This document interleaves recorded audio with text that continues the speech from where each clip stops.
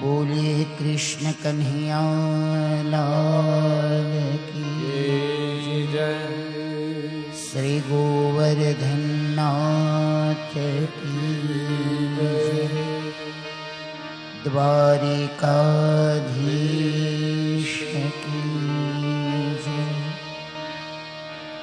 श्याम सुंदर श्री यमुने महारानी जी की जय। श्री वल्लभाधीश की जय। गोसाई जी परम दयाल की जय। सद्गुरु भगवान की जय। रामदेव जी महाराज की जय। जगत जननी श्री लुणाई मात की मातृ मात की जय। श्री बीरा बापा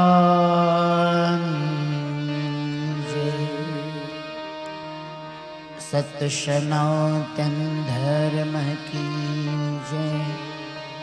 गौ माता की जय। भारत माता की जय। ओम नमः पार्वती पतये हर हर महादेव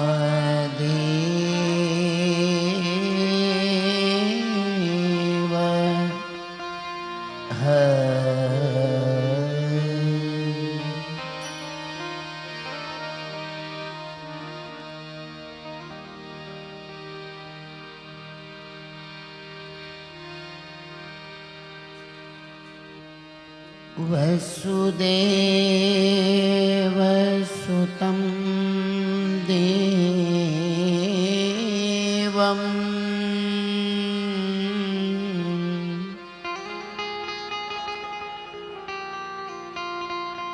कंसचारूणरमर्दनम्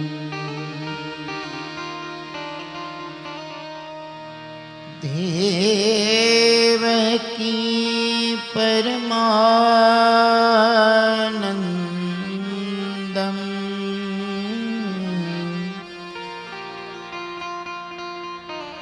कृष्णं वन्दे जगद्गुरुम्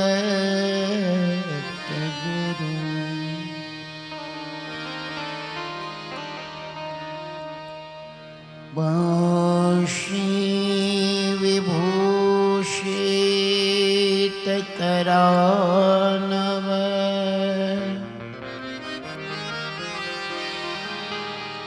नीरदाभा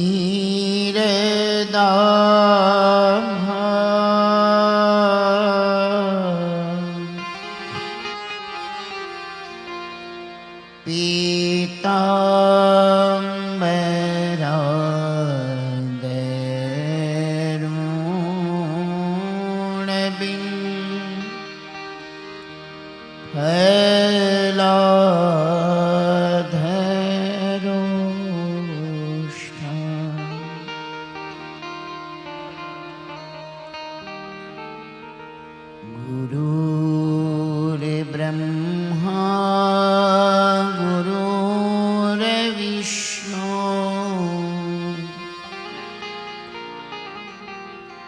गुरुर्देवो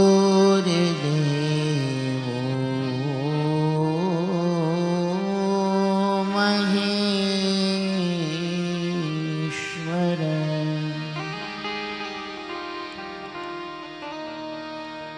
गुरुर्साक्षात्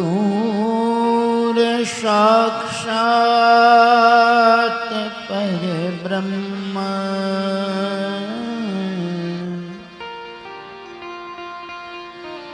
तस्मै श्री गुरवे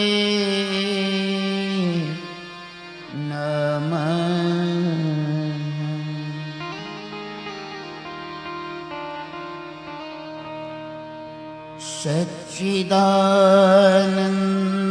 सच्चिदानन्दरूपाय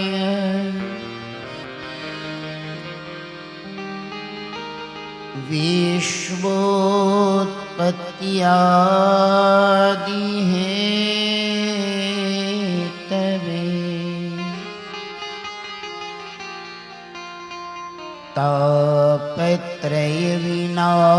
तापत्रयविनाशाय श्रीकृष्णाय वयं नुमः।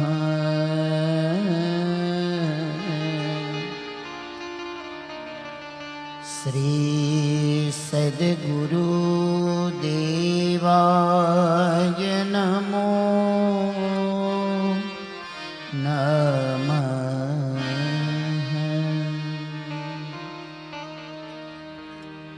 बोलिए भागवत भगवान की जय। कृष्ण कन्हैया लाल की जय। मेरो राधा रमण हरि बोल। मेरो राधा रमण हरि बोल। मेरो राधा रमण हरि बोल। मेरो राधा रमण हरि बोल। मेरो राधा रमण हरि बोल। मेरो राधा रमण हरि बोल। मेरो राधा रमण हरि बोल।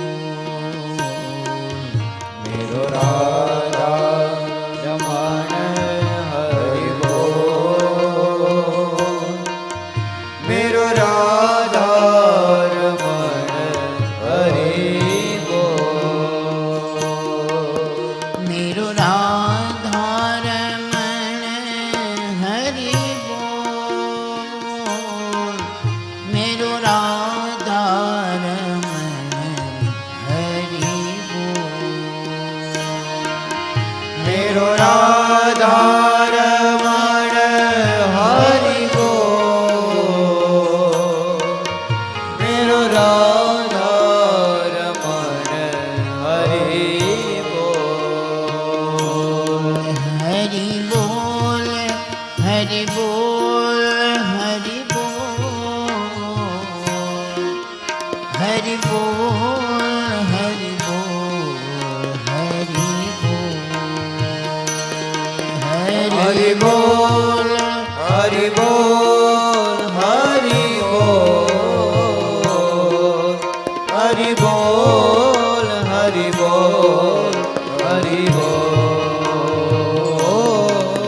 मेरो राधा रमण हरि बोल। मेरो राधा रमण हरि बोल। मेरो राधा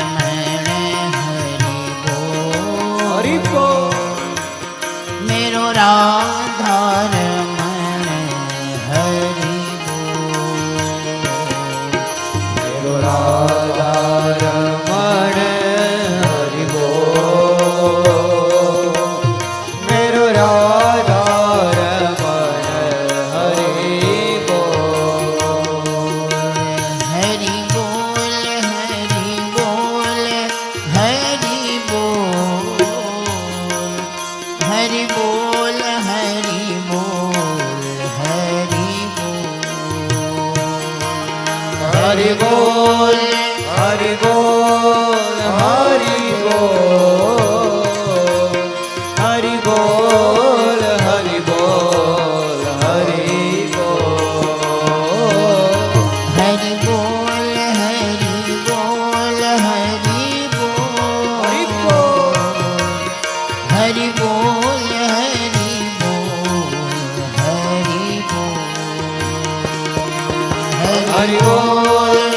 હરિ બોલ હરિ બોલ હરિ બોલ હરિ બોલ હરિ બોલ હરિ બોલ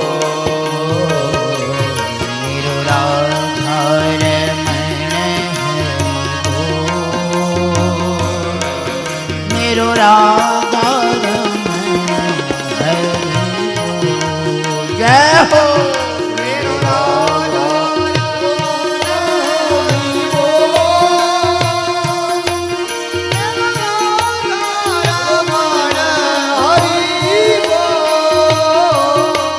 राधे श्याम राधे श्याम राधे श्याम राधे श्याम राधे श्याम राधे श्याम राधे श्याम राधे श्याम राधे श्याम राधे श्याम राधे श्याम राधे श्याम सीताराम सीताराम सीताराम सीताराम सीताराम सीताराम सीताराम सीताराम सीताराम सीताराम सीताराम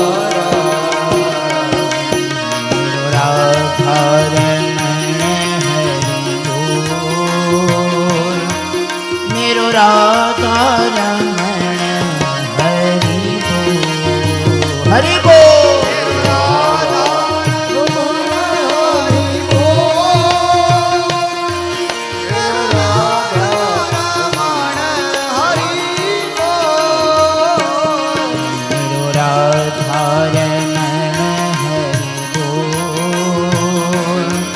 मेरो राधा रमण हरि बोल मेरो राधा रमण हरि बोल मेरो राधा रमण हरि बोल मेरो राधा रमण हरि बोल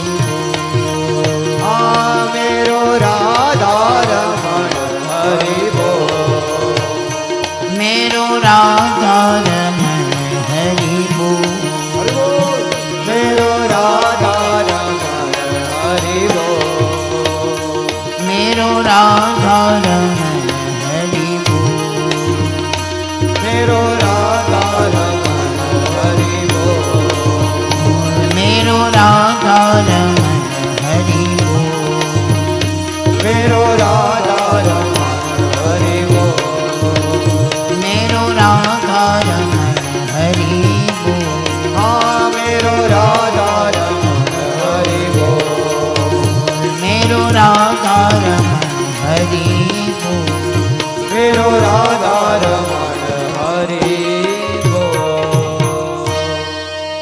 बोलिए भागवत भगवान की जय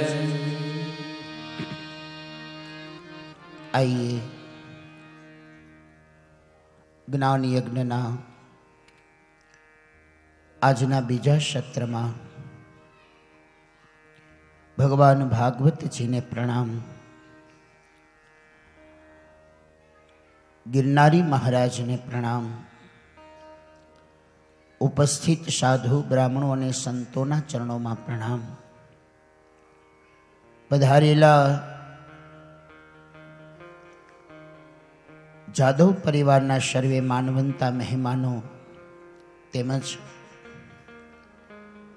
નગરમાંથી પધારેલા સર્વે સત્સંગ પ્રેમી આત્માઓ, આપ સૌનો મારે જેઠા બાપા જાદવ પરિવાર વતી આપ સૌનું હૃદયના ભાવ સાથે સ્વાગત. વ્યાસપીઠ દ્વારા પણ આપ સૌનું હૃદયના ભાવથી સ્વાગત. સૌના હૃદય કમલમાં બિરાજમાન આત્મ સ્વરૂપ પરમાત્માને મારા પ્રણામ. સૌને જય શ્રી કૃષ્ણ. જય શ્રી કૃષ્ણ.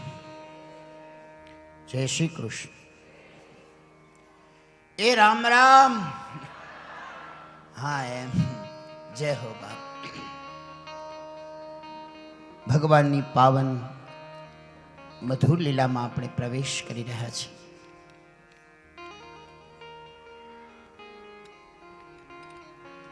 સુખદેવજી મહારાજ માતાના ગર્ભમાં 12 વર્ષ સુધી રહ્યા અને જ્યારે પ્રાર્થના કરવામાં આવી ત્યારે મહાદેવજીએ સુખદેવજીના સ્વરૂપમાં અવતારને ધારણ કર્યો. એટલે સુખદેવજી મહારાજનો જન્મ થયો ત્યારે એની ઉંમર 12 વર્ષની હતી. 12 વર્ષની એમની ઉંમર હતી મેરી ભાઈ બહેન.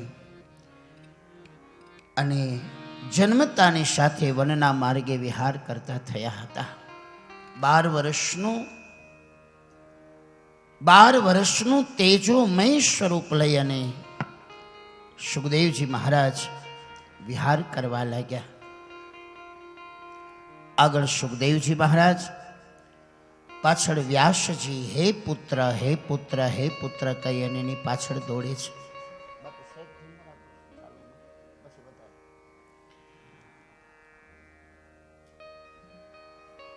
સુંદર મજાનું દર્શન એ રીતે બતાવ્યું છે મેરી ભાઈ બહેન.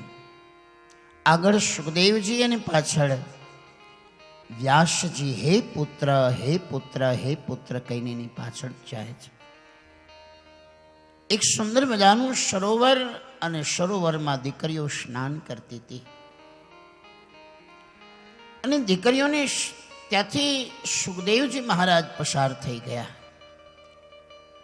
દિગંબર વેશધારી છે, મતલબ બિલકુલ નગ્ન અવસ્થામાં અવધૂત જેવો વેશ સુખદેવજી મહારાજનો અને અવધૂત વેશધારી સુખદેવજી મહારાજ ત્યાંથી પસાર થઈ ગયા. જે સ્થિતિમાં દીકરીઓ સ્નાન કરતી હતી એ જ સ્થિતિમાં દીકરીઓ સ્નાન કરતી રહી છે. અને પછી પાછળથી 75 વર્ષ કરતાં પણ વધારે ઉંમર, એટલે જીવનની ત્રીજી અવસ્થા. અને જીવનની ત્રીજી અવસ્થામાં દાદા વ્યાસ ત્યાંથી ત્યારે પસાર થયા. તો જે દીકરીઓ સ્નાન કરતી હતી એને વ્યાસજીનો અવાજ સાંભળ્યો એટલે એ દીકરીઓ જળમાંથી બહાર નીકળી અને પોતાના વસ્ત્રોને ધારણ કરી અને વસ્ત્રોની મર્યાદાને ધારણ કરીને દીકરીઓ બેઠી છે. ભગવાન વ્યાસજી આ દીકરીઓને પૂછે છે, હે દીકરીઓ, હમણાં જ અહીંથી મારો યુવાન પુત્ર બિલકુલ દિગંબર અવધૂત વેશમાં અહીંથી પસાર થઈ ગયો. તમને એમની લાજ શરમ કે એનાથી સંકોચ ન થયો? અને હું તો તમારી પરદાદાની ઉંમરનો છું, તમને મારી લાજ અને શરમ સંકોચ થયો? એટલે દીકરીઓ હસતા હસતા કહે છે, દાદા, તમારો દીકરો ભલે યુવાન હતો, અહીંથી નીકળો એ ભલે યુવાન હતો, ભલે અવધૂત વેશધારી હતો, અને છતાં અમને એનાથી સંકોચ ન થયો. એની પાછળનું કારણ કે દાદા, તમારા પુત્રના બુદ્ધિમાં, એના જ્ઞાનમાં, એના ચિત્તમાં કોઈ ભેદ નહોતો. એ જગતમાં કોઈને સ્ત્રી કે પુરુષ રૂપે નહીં, પણ જગતના તમામ જીવોને આત્મ સ્વરૂપે જોનારા હતા. કારણ કે સુખદેવજી યોગ શિવ અવતાર છે અને શિવ નિર્ગુણ ઉપાસક છે.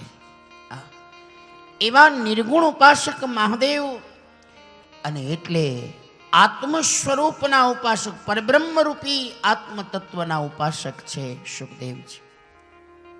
એ બધાની અંદર એક જ પરમાત્માના સ્વરૂપને જોવે છે. બસ બધાની વચ્ચે એક હી રૂપ જોવે છે. કોઈ સ્ત્રી કે પુરુષ નહીં, પણ બધામાં રમમાણ કરતા બ્રહ્મને જ જોવે છે. અને એટલે અમને એનાથી કઈ લાજ કે શરમ કે સંકોચ ન થયો, કારણ કે એની બુદ્ધિમાં ભેદ નથી કે આ સ્ત્રી છે કે આ પુરુષ છે કે કોણ. દાદા, તમારી ઉંમર ભલે 75 વર્ષની હોય, જીવનની સંધ્યાએ પહોંચ્યા છો, પણ તમારાથી અમને લાજ શરમ અને સંકોચ એટલા માટે થાય છે કે તમારી બુદ્ધિમાં ભેદ છે. તમને ખબર છે કે આ સ્ત્રી છે, આ પુરુષ છે. આવો ભેદવાળી તમારી બુદ્ધિ છે, અને ભેદ બુદ્ધિ છે, અને એટલે દાદા અમને તમારી લાજ થઈ છે, તમારાથી સંકોચ થયો છે. આમ જ્યાં દાદા વ્યાસજીને દીકરીઓએ સમજાવ્યા, થોડે સુધી પુત્ર પુત્ર કહીને પાછળ ગયા. વ્યાસ પાછા ફર્યા, થાક્યા, પાછા ફર્યા. અને પછી ભગવાન કૃષ્ણની ઉત્તમ લીલાના 2-3 પ્રસંગો, 2-3 પ્રસંગોના 1-2 શ્લોક એમના શિષ્યોને ભણાવ્યા. અને કૃષ્ણની લીલાના 2-3 શ્લોકોને ભણાવીને કહ્યું હતું કે હે શિષ્યો, જે વન અને ઉપવનની અંદર, જે વન અને ઉપવનની અંદર મારો પુત્ર સુખદેવજી પરિભ્રમણ કરતો હોય એની પાસે જઈ અને આ શ્લોકનું ગાન કરજો. નિર્ગુણ ઉપાસકમાં શિવ અવતાર સુખદેવજી પરિભ્રમણ કરી રહ્યા છે. એમની પાસે જઈ અને વ્યાસના પુત્રો ભગવાન કૃષ્ણની લીલાના 2-3 શ્લોકોનું ગાન કરે છે. એમાંથી પહેલો શ્લોક છે પૂતના વધની કથાનો. મારવા આવનારી પૂતનાને ભગવાને તારી દીધી હતી. આનાથી મોટો કરુણા નિધાન જગતમાં બીજો કોણ હોઈ શકે? એટલે પૂતના વધની કથા જ્યારે કહી છે, એનો એક મધુરો શ્લોક વ્યાસજીના શિષ્યો સુખદેવજીની સામે ગાઈ રહ્યા છે. અહો બકિયમ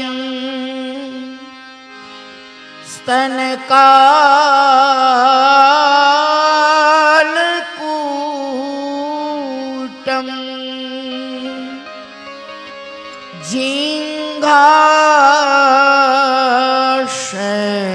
જિંઘાશયા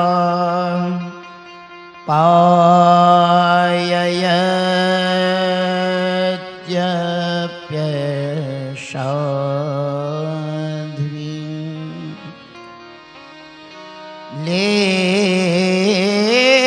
લેભેમ ગતિ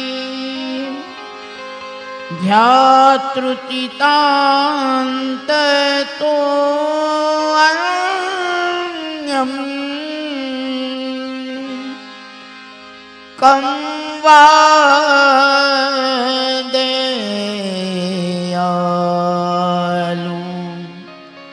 શરણમ વ્રજે.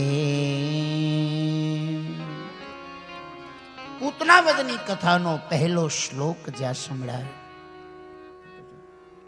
અને પહેલો શ્લોક જ્યાં પુત્ર સંભળાવ્યો છે, સાંભળતાની સાથે સુખદેવજી મહારાજની ચાલ થોડીક ધીમી થઈ ગઈ. આ જગતમાં ભગવાન નિર્ગુણ નિરાકાર સગુણ સાકાર બનીને જન્મ ધારણ કરે, અને સગુણ સાકાર બનીને જ્યારે જન્મ ધારણ કરે ત્યારે ભગવાન કેવી દિવ્ય લીલા કરે છે કે પૂતના ભગવાનને હૃદય ઉપર વિષ લગાડી અને ભગવાનને મારવા આવી છે. આ મારવા આવનારી પૂતનાને પણ ભગવાને એને તારી દીધી છે. ભગવાનની પૂતના ઉદ્ધારની કથાનો જે શ્લોક સાંભળ્યો, સુખદેવજી મહારાજની ચાલ ધીમી થઈ ગઈ. આ ધરતી ઉપર ભગવાન આવીને આવી દિવ્ય લીલા કરતા હશે? આનાથી મોટો દયાનો સાગર, આનાથી મોટો કરુણા નિધાન બીજો કોણ હોઈ શકે? મારવા આવનારને પણ જે તારી ગઈ.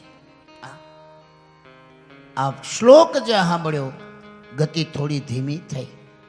ઓર એક શ્લોક ભગવાનની નટવર લીલા, જ્યારે શરદ ઋતુ ખીલીતી ને ભગવાને વેણુનો નાદ કર્યો હતો અને એ સમયે ભગવાને જે સુંદર મજાના પુષ્પના ઘરેણા બનાવી અને જે શૃંગારને ધારણ કર્યો હતો એનું વર્ણન કરતો એક શ્લોક વ્યાસજીના શિષ્યો બોલવા લાગ્યા છે સુખદેવજીની પાસે.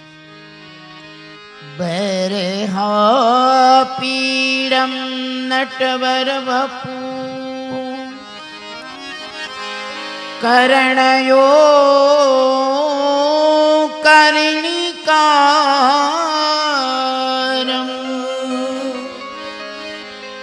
બ્રીબદહવાશ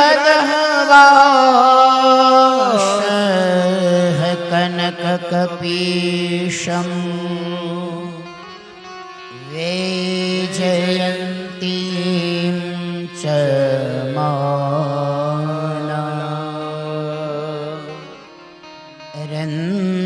રંધ્રાન વેણોરધર શુદ્ધયા પુરજન ગોપ વૃંદે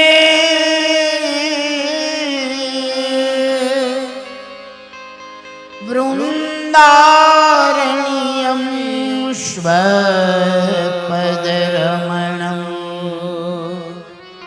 પ્રાવિશદ ગીત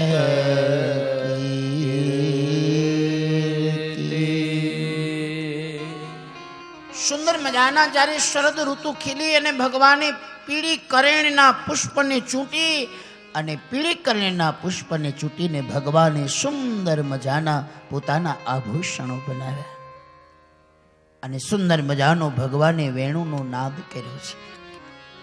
ભગવાનનો મંગલ એવો વેણુનો નાદ સાંભળતા તો યમુનાના નીર પણ ઘડી બે ઘડી જાણે કે થંભી ગયા છે. સુંદર મજાની પ્રકૃતિ પણ ભગવાનના વેણુના નાદમાં મસ્ત બની છે. આ વર્ણન જ્યાં સાંભળ્યું અને સાંભળતાની સાથે સુખદેવજી રોકાઈ ગયા. કેવી અલૌકિક લીલા ભગવાન આ મૃત્યુ લોક ઉપર આવીને કરે છે. એવી ભગવાનની દિવ્ય લીલા સાંભળી અને દિવ્ય લીલા સાંભળીને ભગવાન જ્યારે આ મંગલમય પ્રસંગનું પાન કર્યું, સુખદેવજી રોકાઈ ગયા. સુખદેવજી શિષ્યોને પૂછવા લાગ્યા, જલ્દીથી મને આગળની ભગવાનની લીલા કહો. એટલે શિષ્યોએ કહ્યું કે અમને તો અમારા ગુરુએ જેટલું શીખવાડ્યું હતું એટલું અમે આપણી સામે કહ્યું છે. જો આગળની કથા સાંભળવી હોય તો તમારે અમારા ગુરુની પાસે આવવું પડે. અમને તો જેટલું. મેરી ભાઈ બહેન, કથાનું આકર્ષણ થયું અને કથાનું આકર્ષણ થયું એટલે આગળ શિષ્યો વ્યાસજીના અને એની પાછળ પાછળ સુખદેવજી આવવા લાગ્યા. વ્યાસ મુનિના આશ્રમમાં આવ્યા છે. પુત્રને આવતા જોયા છે. હૃદયમાં બહુ જ આનંદ થયો છે અને સુંદર મજાનું આસન આપી સુખદેવજી મહારાજને બિરાજમાન કર્યા છે.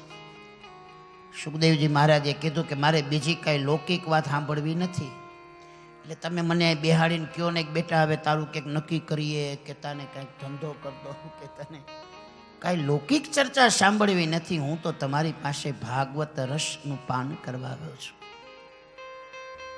અમારા વિદ્વાનો કહે છે આ જગતમાં ભાગ્યશાળી પુત્ર જો કોઈ હોય તો સુખદેવજી છે અને સમજદાર પિતા જો કોઈ હોય, સમજદાર બાપ જો કોઈ હોય તો એ ભગવાન વ્યાસ છે. શું કામે? તો વિદ્વાનો કહે છે કે વ્યાસજીએ પોતાના પુત્રને વારસામાં કોઈ લૌકિક સંપત્તિ નથી આપી કે જે આજ આપણી હોય અને કાલ ન હોય. એવી લૌકિક સંપત્તિ નથી આપી, પણ પુત્રને વારસામાં ભાગવતના સંસ્કાર આપ્યા છે. સંપત્તિ ગમે એટલી વારસામાં મળી હોય પણ જો સંસ્કાર ન મળ્યા હોય ને તો મળેલી સંપત્તિને વેડફાતા વાર લાગતી નથી. આપણે ઘણી જગ્યાએ જઈએ ને, મોટા કોઈ ગામડામાં કોઈ શહેરમાં જઈએ, કોઈ મોટું બિલ્ડિંગ જોઈએ, આપણે પૂછીએ કે આ પહેલાં એ કે ઓનું હતું હવે નથી. સંપત્તિ તો ઘણાને મળી જાય, પણ સંપત્તિની હારે જો સદવિચાર ન મળ્યો હોય તો મળેલી સંપત્તિનો વિનાશ થતા વાર લાગતી નથી. એટલે યહાં વ્યાસજીએ પોતાના પુત્રને કોઈ લૌકિક સંપત્તિ નથી આપી કે જે નાશવંત છે એવી સંપત્તિ નથી આપી, પણ વારસામાં ભાગવત આપ્યું છે. વારસામાં જેને ભાગવત મળ્યું છે એ સુખદેવજી કેવા ભાગ્યશાળી છે. એટલે સમજદાર પિતા જો કોઈ હોય તો વ્યાસ છે કે જેણે વારસામાં ભાગવતના સંસ્કાર આપ્યા, અને ભાગ્યશાળી પુત્ર હોય તો સુખદેવજી છે જેને વારસામાં જે કોઈની થઈ નથી ને કોઈની થતી નથી એવી લક્ષ્મી નથી મળી, પણ જેને વારસામાં નારાયણ મળ્યા છે. કેવલ લક્ષ્મી નહીં, સંપત્તિ નહીં, સંસ્કાર મળ્યા છે. અને યાદ રાખજો, મળેલા સંસ્કાર હશે તો આ જગતમાં સંપત્તિ કમાવી તો હાવ હેલી છે. અત્યારે ધૂળના ઢેફા બનાવીને વેચો તો એ વેચાય છે, કારણ કે હવે માણસ પાસે ધૂળ રહી નથી ને.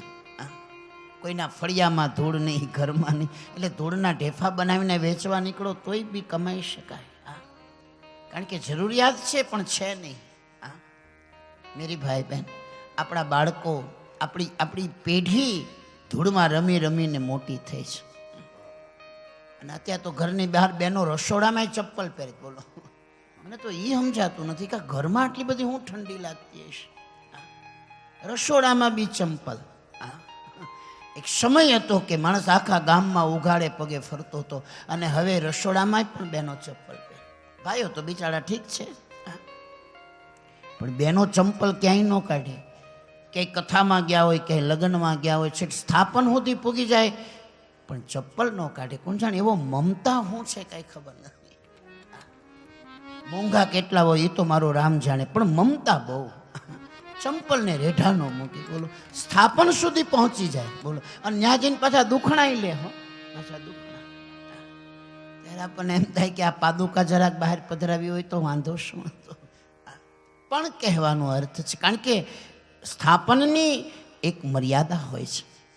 ભગવાન તત્વની, પ્રભુ તત્વની એક મર્યાદા હોય છે, અને એ મર્યાદાનું પાલન હું ને તમે નહીં કરીએ તો કોણ કરશે મેરે ભાઈ? કારણ કે એ ધર્મ મારા ને તમારા માટે છે. જે આપણા માટે છે એની મર્યાદાનું પાલન જો આપણે નહીં કરીએ તો કોણ કરશે? એટલે એની મર્યાદા રાખીએ. બા વિદ્વાનું કે કોઈ જગ્યાએ ભગવાનનું સ્થાપન હોય ત્યાં ગમે એવા મોંઘા મોલા ચપ્પલ હોય એ ત્યાંથી દૂર રાખવા. મેરી ભાઈ બહેન, એકવાર બહાર પડેલા ચંપલના ચામડાએ મંદિરની અંદર રહેલા ઢોલનું જે ચામડું હતું ને, જે નગારાનું ચામડું હતું, એને પ્રશ્ન કર્યો કે તુંય ચામડું છો, અમેય ચામડું છીએ, તો તને અંદર રાખવામાં આવે છે ને અમને બહાર રાખવામાં આવે છે, એની પાછળનું કારણ શું?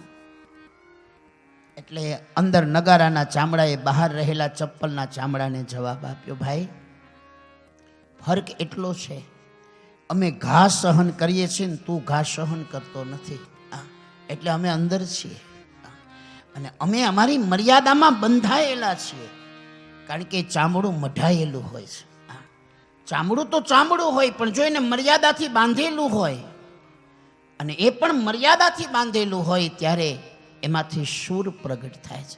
એટલે કે અમે પાછા બાંધેલા પણ છે, એમનેમ નથી, નગુણા નથી, અમે ગુરુના વચનથી પાછા બંધાયેલા છીએ. અને ગુરુ વચનથી બંધાયેલા છીએ એટલે અમે અંદર છીએ, અને તમે નગુણા છો એટલે તમે બહાર છો.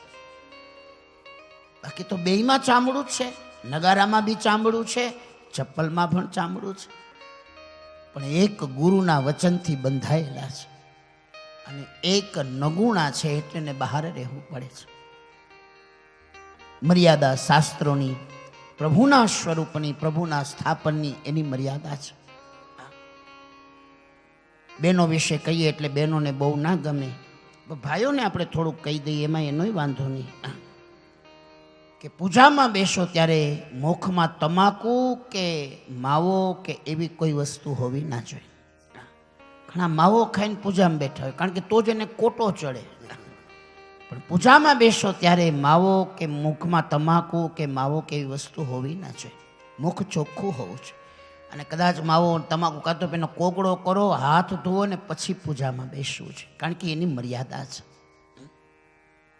મેરી ભાઈ બહેન, તો સુંદર મજાનું દર્શન સંતોને શાસ્ત્રો કરાવી રહ્યા છે.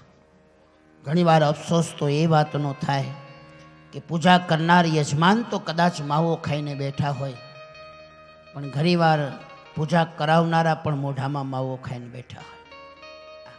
ત્યારે દુઃખ થાય. આ પદ્ધતિ યોગ્ય નથી. કલાક બે કલાક આપણે કદાચ આપણા વ્યસનોથી દૂર થઈ જાય તો કાંઈ કોઈ મરી નથી જવાનું કોઈ. અને જેને વ્યસન નથી ક્યાં મરી ગયા? જેને કોઈ વ્યસન જ નથી એને શું થયું? આ મર્યાદા છે, અને એ મર્યાદા જો આપણે નહીં સાચવીએ તો ધર્મની મર્યાદાને કોણ સાચવશે? અને ધર્મની મર્યાદા મને તમને બાંધવાનું કામ કરે છે. અને બંધાયેલા હશે, જે ગુરુ વચનથી બંધાયેલા હશે એને મંદિરમાં સ્થાન મળશે, અને જે મુક્ત હશે મેરે ભાઈ બહેન એને બહાર સ્થાન મળશે. આપણે નક્કી કરવાનું છે કે આપણે ક્યાં રહેવું છે. સુંદર મજાનું દર્શન સંતો બતાવી રહ્યા છે. તો યહાં સુખદેવજી મહારાજ વ્યાસજીની પાસે આવ્યા. વ્યાસજીએ ભાગવત ભણાવ્યું, અને પછી ભાગવત ભણાવીને પછી ભાગવત ભણ્યા ત્યાં સુધી સુખદેવજી આશ્રમમાં રોકાયા છે અને ભાગવતનો પાઠ કર્યા. પછી ભાગવતને ભણ્યા પછી સુખદેવ વળી પાછા વેદનું સૂત્ર છે ચરે વહેતી ચરે વહેતી ચરે વહેતી. ચરે વહેતીનો અર્થ છે ચાલતા રહો, ચાલતા રહો, ચાલતા રહો. સાધુ સંતો આપણામાં કહેવત છે કે નીર બહેતા ભલા ઓર સાધુ ચલતા ભલા. પાણી હંમેશા વહેતું હોય, શુદ્ધ રહે, પવિત્ર રહે. વહેતું પાણી પવિત્ર જ કહેવાય છે. અને સાધુ કોઈ દી ક્યાંય રોકાય નહીં, એ પણ પરિભ્રમણ કરતા રહે છે. કારણ કે એ જેટલો વિહાર કરશે, જેટલું પરિભ્રમણ કરશે, એટલું જગતને એનો લાભ મળશે. અને કોઈ જગ્યાએ સાધુ પણ ક્યારે સ્થિર બની જાય છે, તો જેમ પાણી બંધનમાં આવે છે તો એમાં અનેક પ્રકારના જંતુઓ ઉત્પન્ન થઈ જાય છે, એમ જ્યારે કોઈ સાધુ, કોઈ સજ્જન, કોઈ મહાપુરુષ કોઈ જગ્યાએ સ્થિર થઈ જાય છે તો એની માયાથી બંધાઈ જાય છે.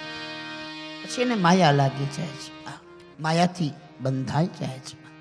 એનાથી મુક્ત રહેવાનો મહિમા બતાવ્યો છે. સુંદર મજાના ભાગવતની કથાનું જ્ઞાન સુખદેવજીએ આપ્યું, અને સુખદેવજી ભાગવત રસનું પાન કરી અને ત્યાંથી વિદાય થાય છે. ભાગવતનો પ્રારંભ ત્યાંથી થાય છે. તો વિદ્વાનો કહે છે કે મહાભારતના અંતની કથા અને ત્યાંથી ભાગવતની કથાનો પ્રારંભ થાય છે.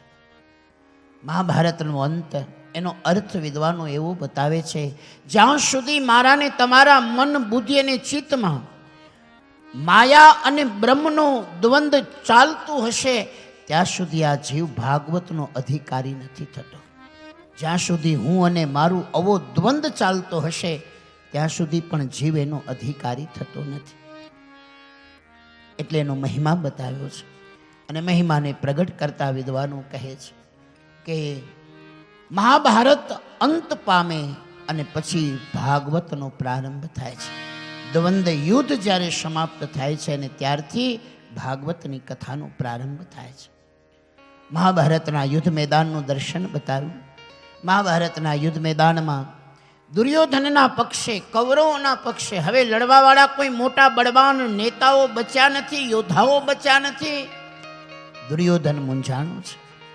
અને ત્યારે ગુરુપુત્ર અશ્વસ્થામાને એમ થયું, લાવ હું મારો થોડોક પ્રભાવ બતાવું. અને એટલે મૂળ તો એ હણવા જાય છે પાંડવોને, પણ પાંડવો નથી, એને બદલામાં નિંદ્રાધીન અવસ્થામાં નિર્દોષ સૂતેલા 5 બાળકો હતા. આને તો એમ થયું કે મેં પાંડવોને હણું છું એમ માની અને નિંદ્રાધીન અવસ્થામાં રહેલા 5 બાળકોના માથા ધડથી અલગ કરી નાખ્યા. દુર્યોધનને જઈને કહેવા લાગ્યો, અરે મહારાજ જુઓ, મેં પાંડવોને હણી નાખ્યા છે, પાંડવોને હણી નાખ્યા છે, એના માથા મારી પાસે લાવ્યો છું. અને માથા કાઢ્યા છે ત્યારે ખબર પડી કે આ માથા પાંડવોના નથી, પાંડવોના નિર્દોષ બાળકોના છે. દુર્યોધને પણ ઠપકો આપ્યો.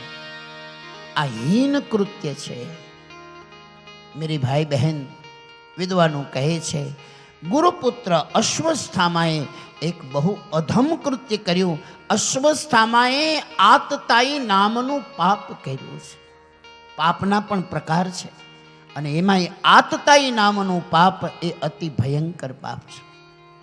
નિર્દોષ લોકો ઉપર જઈ અને એટેક કરવો, એના ઉપર હુમલો કરવો આતતાઈ પ્રકારનું પાપ છે.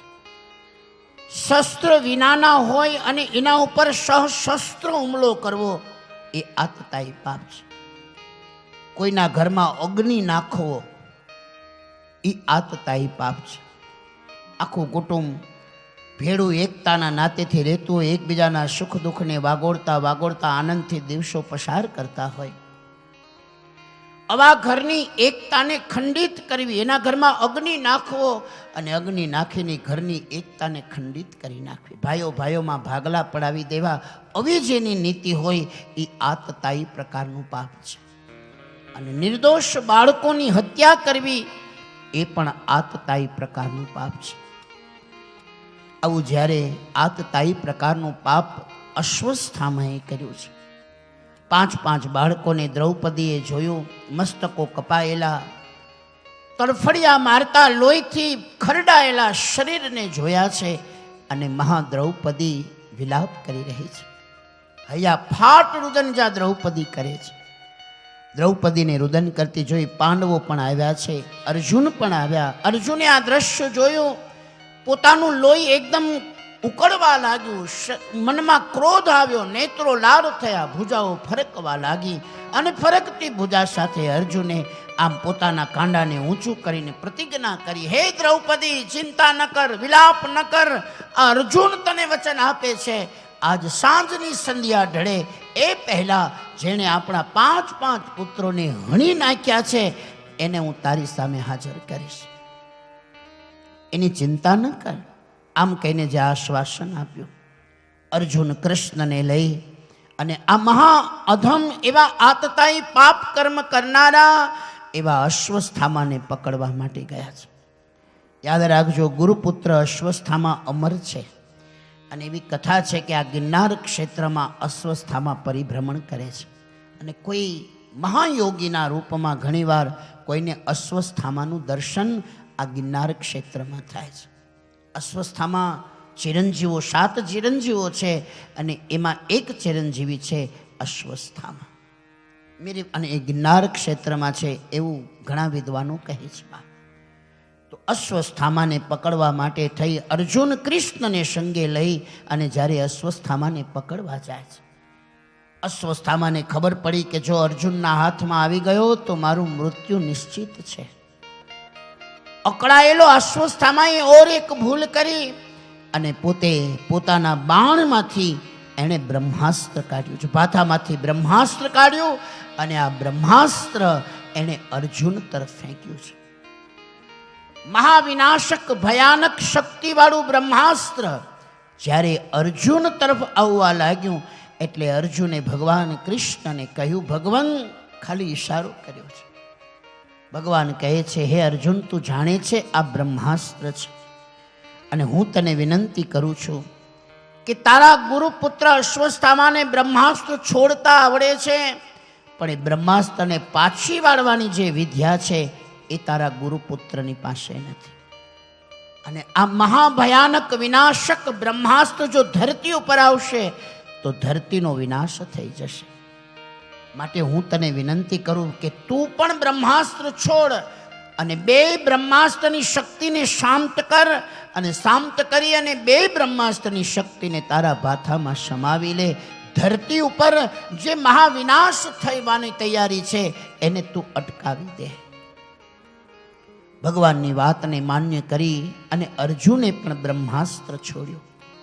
અર્જુન દ્વારા છૂટેલું બ્રહ્માસ્ત્ર, એ બંને બ્રહ્માસ્ત્ર એક થયા અને બંને બ્રહ્માસ્ત્રની વિદ્યાને શાંત કરી, પાછું બાળવાની વિદ્યાથી એને શાંત કરી અને એને પોતાના ભાથામાં સમાવી લીધી. અને પછી અશ્વસ્થામાને પકડ્યો છે, જેણે 5 નિંદ્રાધીન અવસ્થામાં રહેલા બાળકોને જેણે હણી નાખ્યા છે. અપરાધીના રૂપમાં આવ્યો છે, દ્રૌપદીની પાસે આવ્યો છે. દ્રૌપદીની પાસે આવીને અર્જુન વિચાર કરે, ગમે એમ તો એ અશ્વસ્થામાં એ ભલે આતતાઈ કૃત્ય કરનારો મહાઅધમ દુરાચારી છે, અમારે એને હણવો જોઈએ, પણ ગમે એમ તો એ અશ્વસ્થામાં એ ગુરુપુત્ર છે, અને ગુરુપુત્રને હણવો એ ધર્મની મર્યાદાની વિરુદ્ધમાં છે. એ ગમે એવો અપરાધ કરે તો પણ ગુરુપુત્ર એક ક્ષમાને પાત્ર છે. મનમાં વિચાર કરે, અર્જુન એને મારતા નથી, પણ એને પકડી અને દ્રૌપદીની પાસે મૂક્યા છે. દ્રૌપદીને કહે, દેવી કહો, જેમણે 5 નિંદ્રાધીન અવસ્થામાં રહેલા નિર્દોષ બાળકોના મસ્તક જેને ધડથી અલગ કરી નાખતા, જેનો હાથ નથી ધ્રુજ્યો, આ એ જ મહાઅધમ આતતાઈ પાપકર્મી એવો અસ્વસ્થામાં તમારી હાજર છે, તમારી સામે છે. દેવી કહો, આને શું શિક્ષા આપું? ત્યારે આ દેશના સતી દ્રૌપદી બોલ્યા છે. એક બાજુ અર્જુન ઊભા છે, એક બાજુ કૃષ્ણ ઊભા છે, એક બાજુ પાંડવો, અને એક બાજુ પકડાયેલા અપરાધીના રૂપમાં ગુરુપુત્ર અશ્વસ્થામાં ઊભા છે. અશ્વસ્થામાની સામે જોવે, કૃષ્ણની સામું જોઈને પછી દ્રૌપદી અર્જુનને કહે છે, હે નાથ, મારી આપને વિનંતી છે, મારો દીદશ્ય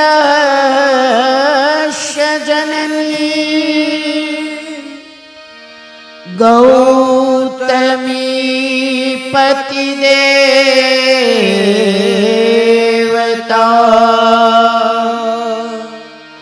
યથા અહં બ્રૂતવત્સારતા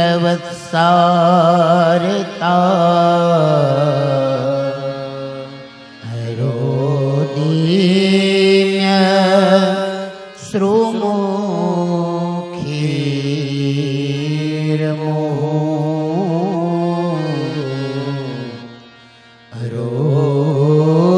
હરોદીમ્ય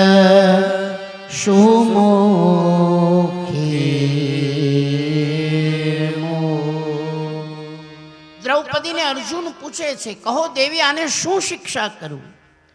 અને જેના 5 નિર્દોષ બાળકો હજી સવારે જેને હણી નાખ્યા છે, એ અપરાધી સામે ઊભો છે, છતાંય આ દેશના સતી 2 હાથ જોડીને પોતાના પ્રાણપતિ એવા અર્જુનને કહે છે, હે મહારાજ, મારી આપને વિનંતી છે. અર્જુન કહે, બોલો દેવી. અને ત્યારે દ્રૌપદીએ કહ્યું કે, હે નાથ, હું આપને વિનંતી કરું છું, આ ગુરુપુત્રને તમે મુક્ત કરી દો, એને છોડી દો, એને મારો એમ નહીં, એને મુક્ત કરી દો. મારો દીદશ્ય જનની, ભગવાન અર્જુનને કહે છે, દ્રૌપદી, એને મુક્ત કરી દો, એને છોડી દો. અર્જુનને આશ્ચર્ય થયું, આ દ્રૌપદી બોલે છે? માથા ધરતી ઉપર માથા પછાડીને જે હૈયા ફાટ રુદન કરતી હતી, એ માં એવું બોલે છે કે મારા પુત્રોને મારનારને તમે મુક્ત કરી દો. અર્જુનને આશ્ચર્ય થાય. ભગવાન કૃષ્ણ મનોમન હસે છે. અર્જુન, ગમે એમ તો એ દ્રૌપદી મારી બહેન છે, અને એ આવું કેમ ન કહે? કૃષ્ણ રાજી થાય છે. સંતાનોના વર્તન ક્યારેક એવા હોય કે માતા પિતા રાજી થઈ જાય. રામાયણનો પ્રસંગ છે. રામ, લક્ષ્મણ અને જાનકી ચિત્રકૂટના ઘાટ ઉપર છે. અયોધ્યાને લઈ, અયોધ્યાવાસીઓને લઈ અને ભરત રામજીને મળવા માટે ચિત્રકૂટના ઘાટ ઉપર આવ્યા છે. અને બીજી બાજુથી મિથિલા નગરીથી જનક રાણીઓને લઈ અને જનકપુર લોકોને લઈ અને રામજીને મળવા માટે એ પણ ચિત્રકૂટમાં આવ્યા છે. જનક મહારાજ ત્રણેય માતાઓને મળે છે. રામ, ભરત, લક્ષ્મણ અને શત્રુઘ્નને મળે છે. દશરથજીના મૃત્યુ પ્રત્યે શોક પ્રગટ કરે છે. અને દિવસ પસાર થાય છે. સાંજ પડે છે એટલે ત્રણેય માતાઓના ચરણોમાં પ્રણામ કરીને જગદંબા જાનકી માં કૌશલ્યાને કહે, માં, જો તમે આજ્ઞા કરો તો હું પિતાજીના ઉતારે જઈ અને પિતાજીને મળી આવું. કારણ કે પિતાને મળવાની દીકરીના હૃદયમાં એક ઉત્કંઠા હોય. જો તમે આજ્ઞા કરો તો પિતાજીને મળી આવો. ત્રણેય માતાઓએ બહુ હરખ સાથે જાનકીને આશીર્વાદ આપ્યા. જાનકી જનકની પાસે ગયા છે. જનકજીએ જ્યારે ચિત્રકૂટના ઘાટમાં એક તપસ્વીનીના વેશમાં જ્યારે જગદંબા જાનકીને જોયા છે, જનકની આંખમાંથી અશ્રુ વહેવા લાગ્યા. જાનકી આવ્યા, પિતાને પ્રણામ કર્યા અને મહારાજા જનકે જાનકીને પોતાની દીકરીને પોતાના હૃદય સાથે ચાંપી છે. માથા ઉપર વહાલ કરતા કરતા જનક તેદી બોલ્યા છે, હે જાનકી, આજ તારા પિતાની છાતી ગજગજ ફૂલે છે. તપસ્વીનીના વેશમાં રામજીના પગલે પગલે અયોધ્યાના ભોગ સંપત્તિ અને વૈભવને છોડી અને રામની સાથે જેણે વનવાસ ગ્રહણ કર્યો છે, આ વનવાસિની રૂપમાં જાનકી હું તને જ્યારે જોઉં છું તો એક બાપ તરીકે જનકને એમ થાય છે કે મારું જીવવું મારી દીકરીએ સફળ કરી દીધું છે.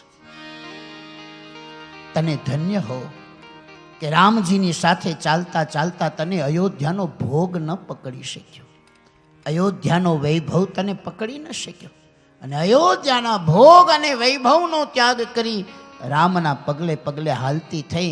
તારું આ દર્શન કર્યું, મારા હૃદયમાં પરમ હર્ષ. આજે હું ગૌરવ અનુભવું છું કે જાનકી મારી દીકરી છે. મેરી ભાઈ બહેન, અમે કથાના માધ્યમથી યુવાન દીકરીઓને કાયમ વિનંતી કરીએ કે હે યુવાન દીકરીઓ, એવું મર્યાદાસભર જીવન જીવજો કે તમારા માતા પિતાને એની દીકરી ઉપર ગૌરવ થાય કે આ મારી દીકરી છે. દીકરીના સંસ્કારો, અને દીકરી જ્યારે સંસ્કારી હોય ને ત્યારે બે કુટુંબને તારે છે. આમ તો 3 કુટુંબને તારે, પણ 2 કુટુંબ તો મુખ્ય છે. અને એમાં એક છે પિતાનું ઘર અને એક છે સાસરિયાનું ઘર. સંસ્કારી દીકરી બે ઘરની ઇજ્જત અને આબરૂને વધારનારી છે. ત્યાગની મૂર્તિ છે માં. દીકરી એ ત્યાગની મૂર્તિ છે. તો દીકરીને આ વેશમાં જોઈ, તપસ્વીનીના વેશમાં જોઈ જનક મહારાજ હૃદયમાં હર્ષ અનુભવતા હતા. આજ મને આનંદ થાય છે. એમ આજ જ્યારે યહાં દ્રૌપદી બોલ્યા છે કે હે નાથ, હે અર્જુનને કહે છે, હે નાથ, હે સ્વામી, મારી વિનંતી છે તમે આ ગુરુપુત્રને મુક્ત કરી દો. અવિક્ષમા અને ક્ષમાની આ પરમ પવિત્ર ભાવ જ્યારે દ્રૌપદીના હૃદયમાં પ્રગટ થયો એટલે કૃષ્ણ મનોમન રાજી થયા છે કે ધન્ય હો, આ દ્રૌપદી આવું કેમ ન બોલે, કારણ કે દ્રૌપદી મારી બહેન છે. આનંદ થયો, દ્રૌપદી આવું કેમ ન બોલે, મનોમન આનંદ થયો છે. અર્જુનને આશ્ચર્ય થયું. આશ્ચર્યસભર ભાવ સાથે અર્જુન દ્રૌપદીને કહે, દેવી, સવારે તમે માથા પછાડી પછાડીને જે સંતાનોના મૃત્યુ પાછળ વિરહ કરતા હતા, આ એ જ અપરાધી છે અને છતાં તમે કહો છો કે એને મુક્ત કરી દો. એટલે દ્રૌપદીએ કીધું કે હા નાથ, હું એટલા માટે કહું છું કે બાળકના મરવાનું દુઃખ માના હૃદયમાં કેટલું હોય એનો હવારે મા તરીકે મેં અનુભવ કર્યો. કારણ કે 5 નિંદ્રાધીન અવસ્થામાં રહેલા મારા નિર્દોષ બાળકોને આ આતતાઈ કર્મ કરનારે હણી નાખ્યા. સવારે જ હજી એક મા તરીકે પુત્રના મરવાનું દુઃખ કેટલું હોય એનો મેં અનુભવ કર્યો. અને એટલે હે નાથ, હું આપને વિનંતી કરું છું કે બાળકના મરવાની પાછળ એક માને, દ્રૌપદીને જે રડવું પડ્યું, આવું જગતની બીજી માને ન રડવું પડે, માટે તમે એને મુક્ત કરી દો. એક મા તરીકે મારે જે રડવું પડ્યું છે, અને જો તમે કદાચ એને હણશો તો એની માને પણ રડવું તો પડશે ને.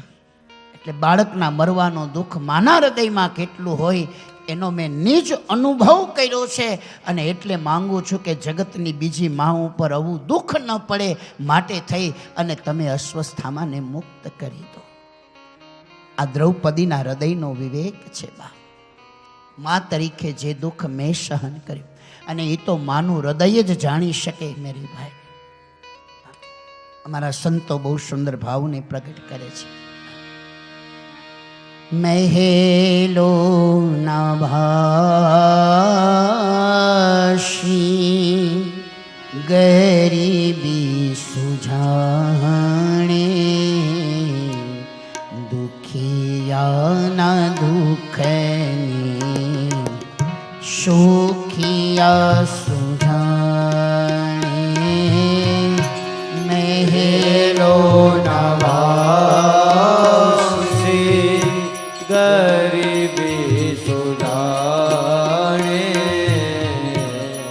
દુખિયાના દુઃખને સુખિયા સુજાણે મહેલો નવાશી ગરીબી સુજાણે દુખિયાના દુઃખને સુખિયા સુજાણે મહેલો નવાસી ગરીબી સુજાણે દુખિયાના દુઃખને સુખિયા સુજાણે ભૂખિયાની હાલતને જમેલા સુજાણે ભૂખિયાની હાલતને જમેલા સુજાણે ડૂબેલાની હાલતને તરેલા સુજાણે મહેલો નવાસી ગરીબી સુજાણે દુખિયાના દુઃખને સુખિયા સુજાણે સતીઓના શતને પતિતા સુજાણે સતીઓના સતને પતિતા સુજાણે સતીઓના સતને પતિતા સુજાણે સતીઓના સતને પતિતા સુજાણે વિધવાના આશુને નવોઢા સુજાણે મહેલો નવાસી ગરીબી સુજાણે દુખિયાના દુઃખને સુખિયા સુજાણે